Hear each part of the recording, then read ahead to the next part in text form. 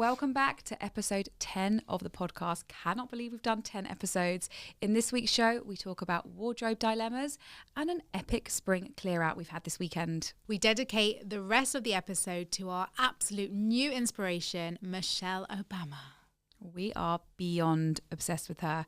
As always, thank you so much for listening. Please do like, subscribe, comment, get in touch with us over at Twinset Unzipped. We love hearing from you and enjoy the show. We are back and it's episode 10. That feels like such a milestone, doesn't it? I still feel like we're on episode 1. I do too, but I feel like we've learned. Yeah, and it's such a big part of our lives and we love it. I feel like it's gone really quickly and I'm loving it. We really do. I think Wednesday morning when we record it, every Wednesday morning we drop the kids, we come straight here, we go downstairs to girls for a little bit, have a little hot drink. And it's just like the highlight of our week, isn't it? It's like our therapy, our weekly catch up, even though we catch up 1,000 times a day. It's just, yeah, we always say it's our highlight of the week. I can't believe when we first started to think about it and just like how it would develop, and then 10 weeks in and here we are. And I would say we feel quite confident in it now. Would you agree? Absolutely. And I think that the feedback, you know, especially from close family and friends, is that we've really got into the rhythm, less interrupting of each other, more funny vibes. And I think even from me. Especially from that you, really babe. hurts you, doesn't it? No, I'm really embracing it. We received a message last week to say, you have no idea how funny you, as in me, you both, and Sarah are. And Sarah was so upset. I wasn't because upset. Sarah is the funny one. I rubbed off on you. We bounce off each other. I'm okay with it. And that's what I think is really nice, and what the audience enjoy is our banterous relationship. We take things seriously but also have a lull, and we're just chatting about the shite we normally chat about, and apparently it's quite interesting. So how was your weekend on that note? I had a real wardrobe dilemma. Let's explain. Tell us all. You'd think that Sarah and Philippa from We Are Twinset would be really organised for large events in their life. But I'm going to burst the bubble. We are, am I right in saying, the most disorganised people when it comes to real life dressing of events, correct? And I think it's because, you know, obviously for shoots, for events, like to do with work, we have to be so planned in advance. Correct. So anything else out of that criteria just gets left behind. And everyone always says to us, yeah, but surely you just got a wardrobe full of clothes. But not for going out stuff, because we don't really go out in real life. Anyway, I had Craig's 40th, the final celebration of the month-long celebrations for his 40th on Saturday night. And we went to a fancy restaurant just with his best friends. And I left it to literally the week before to try and find something to wear. I didn't really have anything in my wardrobe that I felt good in or that I wanted to wear, that I felt I've had so many things recently that I've worn like my go-tos. This is quite unlike you, I have to say. Out of the two of us, you are definitely one that's more organised with outfits. If I see something great for going out, I wouldn't just buy it off the cuff because I feel like I'd need to have an event. Anyway, I totally forgot about it. Life was busy. So last week I basically ordered like 28 different things from all different websites, packages coming every single day, tried everything on and nothing was nice. I couldn't find one dress, or I couldn't find a top. I couldn't find a pair of trousers. I had one average sequiny dress. Craig laughed when he saw it because he thought it was way over the top. I thought, right, I'm going to try. Too bougie. Do you remember? It was V bougie. I thought I'm going to try and get it altered because it didn't fit correct. And even the alteration lady was like, no. Nished. I mean, if they say that to you, you've got no hope. So on Friday, finished work, I said, Phils, I'm going to go to Selfridges. I'm going to find something. I've got the whole evening. It's open till 10. I've got to find something to wear. Swear to God, I tried on every single item in Selfridges. Nothing. Why is it when you need something, you can't find anything? True? And also everything's either no good or it's like £3,000. Right, and I wasn't going to spend £3,000. In the end, I bought a really bang average top from Reformation. It was like silky, backless, halter neck, and I thought I'll wear it with like maybe white wide leg trousers. I felt really deflated. And that's really horrible that I put myself in that position to feel horrible about myself because I was so disorganized. I really felt for you actually, because I was telling Alex the story and I just said, it's just so typical. You know, we're so on and we're so like all about outfits, hair, makeup done. Everyone just thinks that we live this life of just being so organized when it comes to outfits. I said to Alex, I feel sad for her because I don't want her feeling upset that she hasn't made the effort for Craig's 40th. Anyway, so I got home with my bang average top, eating my mochi on the way home. Not really. Which equally I was even more upset about, because out of Selfridge's food hall, Sarah decided to go get a mochi ball out of everything. I had more than one. No cookie, no. I mean, what were you even thinking? And what about that whole bread section? I know. I wanted something sugary and sweet. I don't know. I was drawn to it, and there was a big queue, which made me want it even more. Anyway, so I came home and I was like, I've got to have something in my wardrobe. I'm just going to have another look. And I doubted myself. I had ordered a dress on the 24th of January for Craig's 40th. So there you go. There I go. But I'd forgotten about it. It was the back of my wardrobe. It was from Nasty Gal. It was £35. I saw it and I liked it and I ordered it and I forgot about it. And I tried it on and that was the dress. Is that not brilliant? And you looked absolutely beautiful, I have to tell you. Very kind. And the moral of the story is, it doesn't matter how much you spend. It doesn't need to be expensive to feel good in. It doesn't need to be expensive as long as you feel comfortable. And that kind of goes back to what we said last week. Finding those pieces you feel comfortable in. Essentially, it was a black dress. Had a big bow on, so it was a bit bougie. Of course it was. But it was just simple and I felt comfortable in it. I think as long as you're organised. That's what I was just about to say. Which also, I actually was. You were, but you forgot. Which I was in the end, but I forgot. So does that make me unorganised, disorganised? Just a little bit. But you don't have to spend the money to feel good. So that was my outfit dilemma that I solved myself. I wasted loads of time going to Selfridges, ordering online, still haven't done the returns, and had it sitting in my wardrobe. So my weekend, obviously, we've just had a long weekend. We've got another one coming. And on Sunday, I decided to do, which I think pretty much the whole of UK did, have a spring clear out. She loves a clear out, FYI. Loved cleanse, loved to throw out, but only my things. And this is what I've discovered. It's not actually something I haven't I know this about myself. I cannot get rid of the kids' stuff. I'm going to interject by saying that Philippa is the most sentimental person I think I've ever met. You attach a memory, it's a lovely thing, onto a baby grow, a cuddly toy, a blanket, whereas I'm the opposite. I'm not sentimental, and I'm not saying that's good. I just don't. I chuck all stuff like that. In my wardrobe, I've got hanging the outfit I wore for when we got engaged, like things like that. I do hold on to, but like the majority of the time, when it comes to my bedroom, my clothes, like makeup that I've had for years, I did that whole, if it doesn't spark joy in the first like 1 second, get rid. But I knew I had to clear out, and it did feel really good. And then I went into Ava's room, and in her chest of drawers, I've still got all of her sleeping bags, her muzzies, her blankets, her cellular blankets, everything. And she's now 3, coming up to 4 in the summer. I have not been able to get rid of it. But I was really proud of myself. Yeah. Took all of the sleeping bags, bundled them up, closed my eyes, and just like chucked them in the bin bag. Go to a home that's really what made me them, feel so at ease with it. It was knowing that, okay, these are now going to a family that need them. Yeah. They need the warmth, the blankets, the comfies and everything. So that made it feel a lot better. But yeah, I have to say it was a little bit emotional. You came in yesterday morning, you were like, I've done something. I was like, what? I've thrown away Ava's baby things. Do you not get attached to anything like that? Funnily enough, I'm having a bit of a moment. It's a time where Edie needs to wear pajamas and not a baby grow. I didn't know what you were going to say there. I feel like I had Lenny in baby grows until he was about 3 years old. Do they even make them for 3-year-olds? They're tight. And I feel like now Edie is getting warmer. She's a little girl. She's not a baby anymore. And this is the one thing, for some reason, I cannot let go of. And I've just kind of gone against everything I've just said. But the baby grow thing is like a fresh white baby grow. I've got these ones with apples on and rainbows. There's one set from the next that just brings me the next. There's nothing better. The next ones are really good. And she's so cute in them. But last night I decided it's time to get her pajamas. And I'm not okay with it. I definitely found that phase very, very hard. I mean, you're not going to be able to relate to this, but even like when they were newborns and moving up a nappy size, I found very challenging. All of the steps. You haven't kept her nappies, have you? I mean, she still sleeps in nappies, but just, I don't know, I just really hold on to those moments with the kids. And I'm someone that loves change and I look forward to the next step. But with my kids' kind of milestones and steps, I just find it really hard. I think it's because it means they're getting older. Yeah.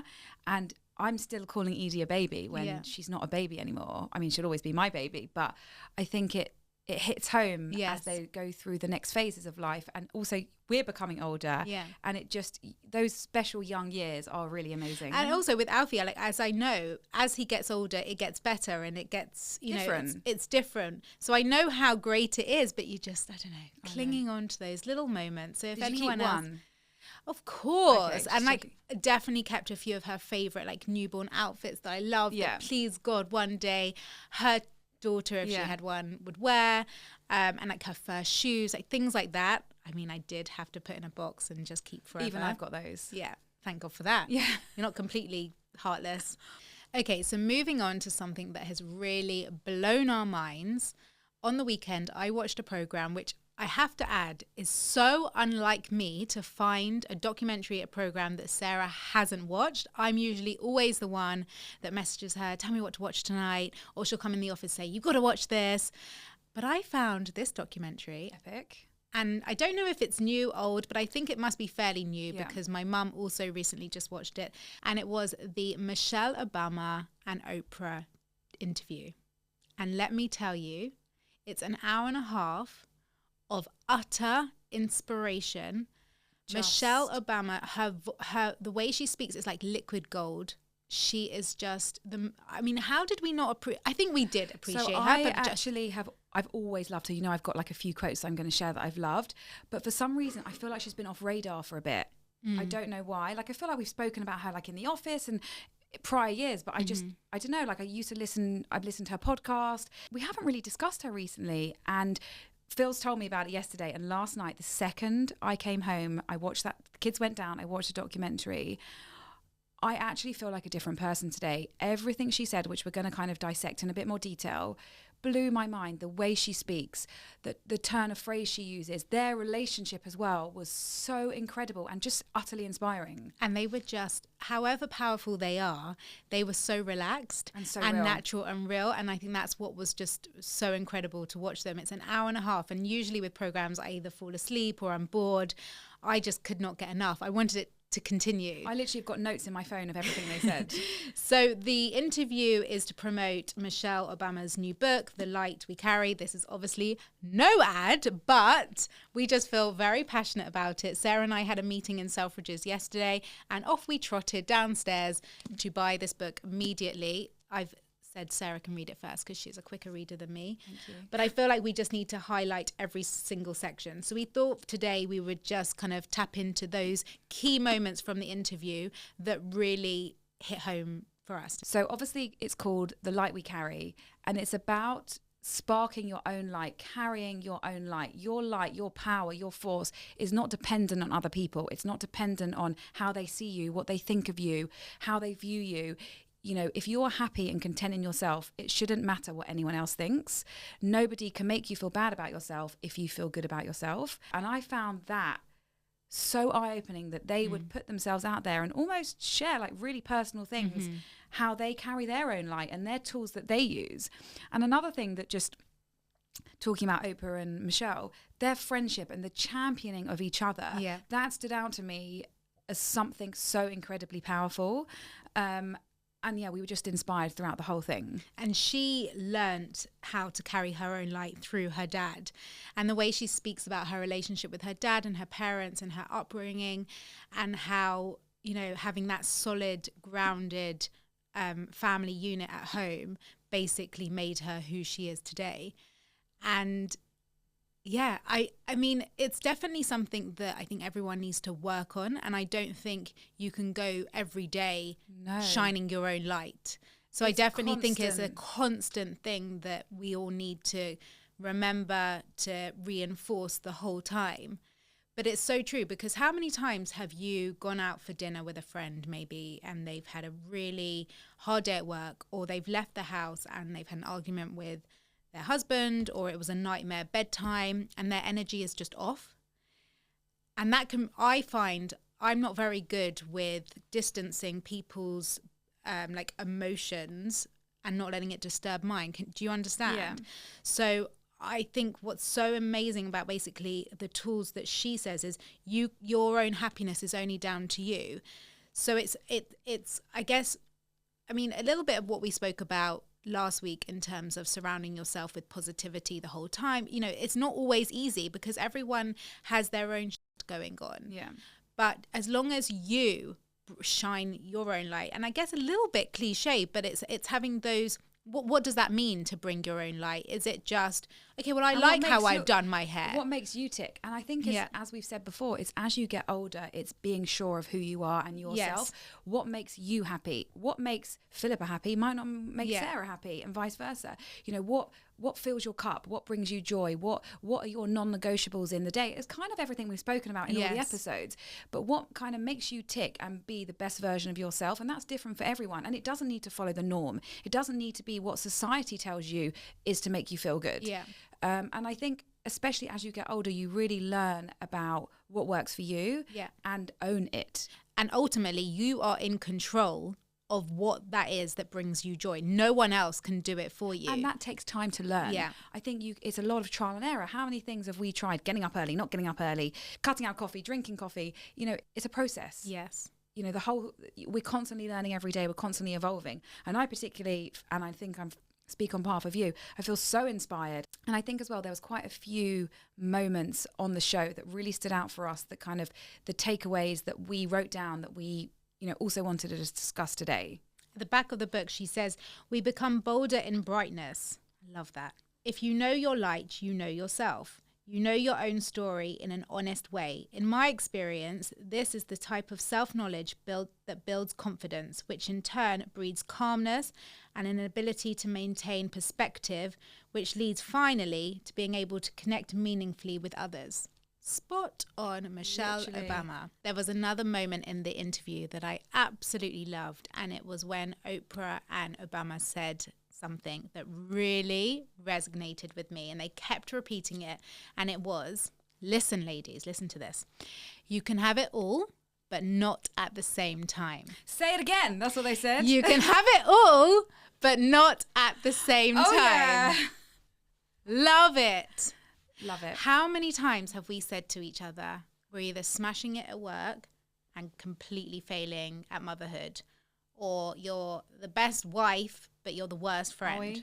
Like, as in, you can't do it all. And hearing it from someone like her made it just feel so at ease and took the pressure off. And I think another thing that I absolutely loved, which is also based on a quote that I've shared before and I'll share again, is how she talks about her marriage to Barack, and how she says she's been married for 30 years and 10 of them were unhappy. And for her to say that, and she said it before, and I think obviously the press went mad on it, but what she meant was having, for example, young kids, going through the transitions of school, having babies, those times are really hard. They're really stressful. And she has a partner to do it with her, but you're not going to take your anger out on your kids. So or your stress or your worries or when you don't believe in yourself, you take it out on your husband, and that makes it difficult. And they have their own stresses, and marriage is hard. Marriage needs to be worked on. Marriage is constantly a work in progress. You're both continually learning. And you know what? The one thing she said, she doesn't say it in this episode, but she said it before, is the reason that they're still married, and I love this, is because neither of them wanted to get divorced at the same time. Because you have those weeks, those months, those years where one feels a certain way, but the other one will build the other one up. Then it will go to the other side and the other one will feel a certain way. And you know, it's time for the other one to build them up. And also, I guess, you know, the 10 years that she's referring to when the kids were so young was when Barack was in his prime and either working so hard, working day and night, traveling, you know, being such a powerful icon. And then she was at home. She, in my eyes, was never kind of on the back seat, but perhaps she felt she was, and looking after the kids and making sure they were having play dates, because she talks about, you know, her kids are her absolute ultimates, and she wanted to make sure that even had a normal life. They had a normal life and they had normal play dates. And I think that's what's hard when you are in that like kind of part of your marriage where you're bringing up the kids. There's a lot of building. I think we've spoken about this before. These times in our lives are the hardest because you're building your home, you're building your marriage, you're building your careers, you're building your kids. There's so much growing, and it is a team. But sometimes you can't help but feel a little bit like, oh, well, why have I got to be at home with the kids while you go off to work? Or why, you know, I'm the one picking them up, but so that you can work late. So, you know, those 10 years it was so nice you can understand and I it. think she's saying, listen, honey, this is real life and this is real marriage, and it takes work and it takes time and it takes compromise. And she's just sharing what a lot of people think, but perhaps are scared to say. Yes. And for me, you know, being in those years that we do find hard, I found that really incredible to hear from someone like her, who I viewed as having the perfect marriage, and, you know, I think like so many people do. The quote that I love that she does actually mention in her new book is, and I absolutely love this, and she says that her one hope is that her children feel this about their husbands. As an adult, I've lived in a number of places, but as far as I'm concerned, I've only ever had one real home. My home is my family. My home is Barack. And I loved how she summed up the fact that her husband felt like home. You know, all those lovely, you know, the warmth, the comfort, the safetiness. And we were actually speaking about this on the way to a meeting yesterday, and we both had tears in our eyes, because how lucky are we that we feel like our husbands feel like home. Yeah. And it's absolutely nothing we take for granted. We both come from divorced parents, so we absolutely know what it's like to grow up in not such a calm environment. Yeah, and a typical 2.4 children environment, because that was neither of our upbringings. Yes. And I think as well, especially perhaps the younger listeners who might be single and are looking for someone, you want the hard worker, you want the jet setter, the holidays, you want the someone to buy you gifts, yeah. You want the someone that likes to be at home but likes to go out. All these things that actually mean nothing, because you want that someone that is going to be there, that cares for their family, that will show up. And I feel like we don't take it for granted. No. We have good eggs, and they are our homes. Yes. And then lastly, because I know that we are ranting about 14 minutes. Michelle Obama, but we feel very passionate. She talks about her kitchen table. And this, I think, is a little segue from episode 9, where we did talk about quality friendships over quantity. But she talks about her friendships in a kind of kitchen table manner. Her group and the kitchen table can change in size depending on her life, her friends' lives, what she's going through. But her kitchen table, and sometimes it can be 1 or 5, they are her friends, her family, everything that help build each other up. And guys, you just have to watch the interview and read the book, because the way she describes her friendship unit and how important it is to her really is just incredible. And the kitchen table she describes, you know, when you sit at that table, you feel safe. You can say whatever you want. You can go low. You know, you can have those conversations. No judgment. And when you get up from that kitchen table, you feel better. You've got things off your chest. You have a plan of action. And it's those people that will listen to you. No judgment, like we said. And, you know, just those friendships that are there for you no matter what.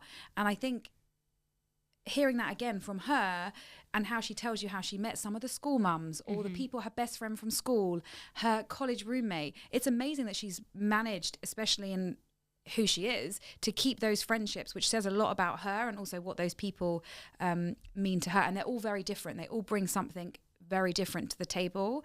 And I think that's really important in friendships as well, because some people will lift you, some people will advise you, some people will be the fun, but actually when you come together, it's really incredible. But also something really lovely, because as we all get older and go through different paths and journeys, you do meet people along the way. So I know we're really lucky we've got our school friends still, but we also have grown friendships outside of school, of course. Different, like even the friends that we've made through work, all of our NCT friends. And it's just having those friends that, as she says, builds her up, nurtures, no judgment. And I just loved how she called it her kitchen table. And final thing, she does actually say Barack and her can't be everything to each other, and that's where her kitchen table comes in, because they support her in a way that gave me shivers that he maybe can't. Yes, there we go. Essentially, I think we've gone on enough about Michelle. I actually disagree. I mean, I could talk all day. I want to watch it again. You can read my notes. Yeah. It's just super inspiring, and just such a great thing just to hear and listen. I think everyone can learn from it, whatever stage of life you're from. Very feel good. And I just want to explain the reason why I actually watched that program on Sunday night was because, and I want to own up to this, I need to confess. Confess away. We do not always practice what we preach. We try to, but we are all human. And sometimes things just don't go to plan. And my biggest tip to you guys and to myself was to pre-plan my weekend. And it was something that I was doing for a long time and it was working really, really well. But the weekend just gone, I had no plans outside of the norm of ballet, swimming, play dates, parties. So I was essentially a slave to my children's social life, which is fine. Of course, it's fine. But I promised myself that I would make one plan for either us as a family or for myself on the weekends. Yeah. This did not happen this weekend. So it was a long weekend. And it was a long weekend. So Sunday night comes and Saturday and Sunday I was the slave. And I get into bed on Sunday night feeling so, Yeah. so near. And I just wanted to watch something that would lift me. And boy, did that do it. Oh, so that changed the whole mood. So Monday I wake up and I'm like, right, I need to prioritize myself today. So Saturday and Sunday, I was the one that took the kids to the play dates and the parties. So Alex had a lot of time to himself, and that's okay. We're a team effort. He's allowed his time. But Monday morning, it was all about me. I was prioritizing myself, and I wasn't going to take no for an answer. So off I went to my PT. As you guys know, every Monday morning, I go to my lovely PT, Tanya. And we did weights, I ran, I got it all out for 45 minutes. I felt alive. And then I met Alex and the kids at the David Lloyd. And I said, right, you take the kids swimming. I'm going to sit and have a coffee and catch up on Twin Set Unzipped. And let me tell you, as a listener, I had the best 35 minutes of the entire weekend. I sat at that table. I had a beautiful coffee. I had my earpods in and I just laughed. I felt so immersed. I know it was myself. I was listening to myself, but it didn't feel that way because I did feel like a listener. But it didn't matter what I was listening to. It was just having that pure escapism, that 40 minutes to myself. And I felt like a better mum after. They all like rushed back and I was like, right, let's go home. I made family fajitas. And just having that morning to myself, prioritizing me, was the best thing I did the whole weekend. You made your light shine. So I bought it back. You brought it back. So guys, honestly, prioritizing yourself in small elements. I mean, I take that with a little pinch of salt. I don't mean like literally the whole weekend, just go off and do your own thing. But just having those little moments, even as I said, just having a coffee sitting, or earpods a walk, in. or getting outside. I think what I enjoyed about the weekend, I was actually a bit more planny, which I'm not normally that good on a bank holiday because sometimes quite a long time to fill. But what I loved, I was outside. I was outside all the time. I went on walks. We went to the park. There's something about being outside that is instantly uplifting. Mm-hmm. The sun was shining and it was that taste of what's to come. Oh. And I think just being able to not wear a coat, I know that's my main thing in life, and to be outside was giving me all the vibes. Love that. So that wraps up episode 10. Oh, yeah. Loved it. We didn't cry this week. That's laughed. Okay. We laughed. We didn't cry, but boy, oh boy, are we inspired. I feel like, Michelle Obama, thank you for being you. And Oprah, if you'd like to have us on your next Meanwhile, she tour. Looks incredible. But she's always been amazing. Like, she's just... I don't know enough about her. Like, I feel like we need to invest deep more dive time. Guys, we're going off on another tangent. We're going to wrap up this episode. We hope you enjoyed it. We are loving doing this. As we said last week, please get involved. Please message us over on Twin Set Unzipped. We want to hear from you. We want to see when you're listening to us. We want to know any questions you have for us, anything you want us to discuss, debate. Send it our way. And until next week, see you then.